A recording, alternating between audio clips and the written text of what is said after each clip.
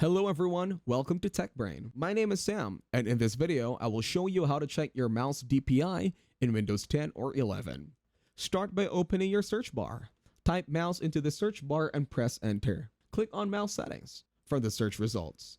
In the mouse settings windows, navigate to additional mouse options and click on it. This opens the mouse properties dialog box here. Here you can adjust the mouse pointer speed and enable or disable enhanced pointer precision. Next, launch Google Chrome and search for DPI Analyzer in the search bar.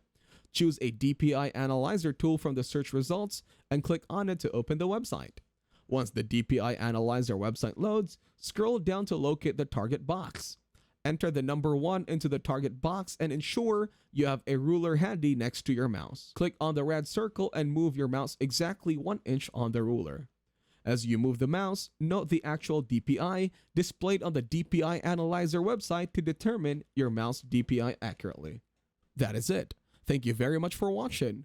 Please make sure to leave a like and subscribe to our channel. Have a nice day.